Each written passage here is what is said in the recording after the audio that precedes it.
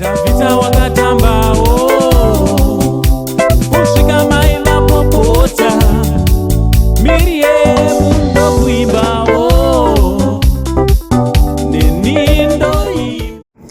Welcome back to another video pa channel yedu, channel ye Saint TV. Yes, ifesi miwani oya pa channel pasekuru yedu pa channel yedu. This is our family channel and ndinongo gashira imesi nemfaro wakanyanyisa. Ini nditwa Craig Marshall ndatirega ndiyozongo pakuresho kunasi neka video kanaka tichitaura pamusoro pezva comic pastor.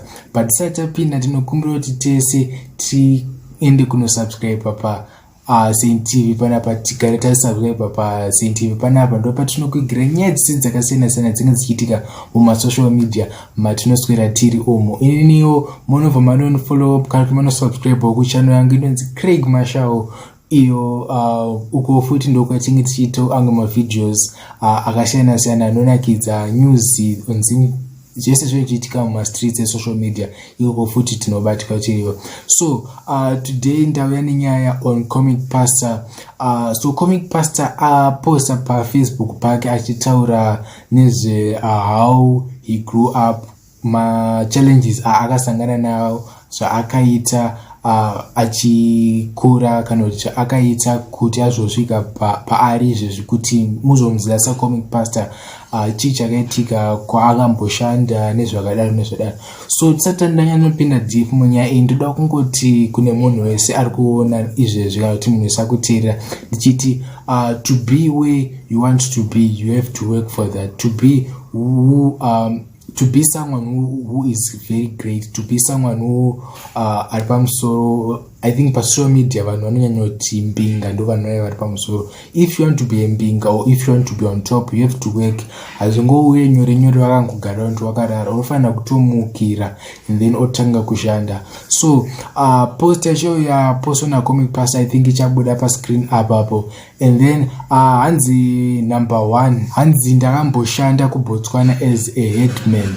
So kana musingazivi headman ndiye munhu anenge achifudza mombe. So comic pastor neusmart hwake hwese huyauya anoswera achiposta pasocial media akatomboitawo mufudzi wemombe, akatomboita headman kwete muZimbabwe chete but then kuBotswana.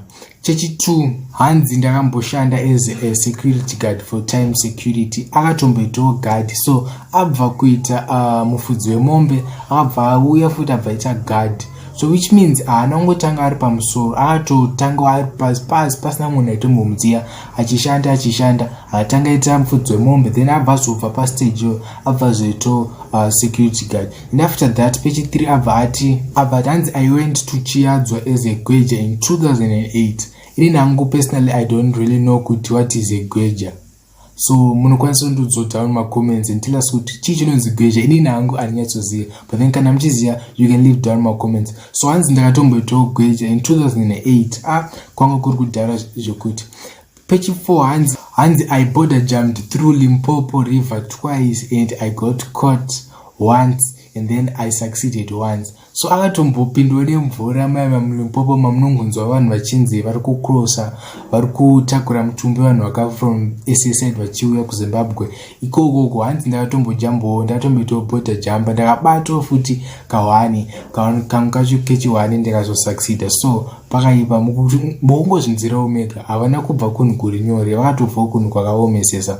Page 5 hanzi I worked as a darker boy in South Africa and also in Botswana. So akatombokanyawo zvidhinya. So kana muchimuona pa YouTube channel pake kana pa videos pake achitonge munhu ari smart, zvakabva mukutambura izvozvo, zvakabva mukutsvaka mukungwavha.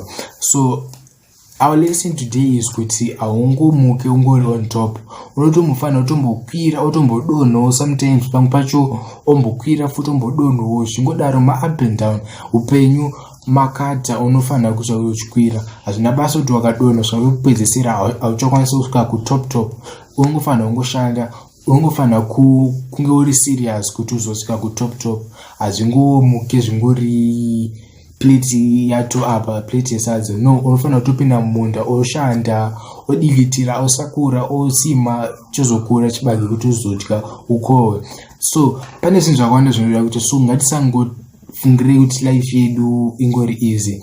I know for our generation isusu generation redu isusu maybe vabereki vedu vanenge vanazvo kudhara saka tinge takuvhaira chiti kuma kwedu tine chakati kuma kwedu chakati, but then hazviziri izvo. Ivo vabereki vedu vakatoshandawo kuti vasvike pavari. Isusu yatime yedu yokuti tishande kuti tisimuke, so ngatisagarei pasi, ngatirambe tichisakura, ngatirambe tichisumuka, ngatirambe tichienda kutop, because pasina izvozvo hapana chatiri kuita. So ini ndinoitwa Craig Marshall. Make sure kusubscribe pachannel paidu panapa paSaint TV ndopatokigirai nyaya dzinotapira nyaya dzakasiyana-siyana. And also go check out my channel Craig Marshall, and then go subscribe over there. Ikoko futi unobatwa dzimwe nyaya dzakasiyana-siyana.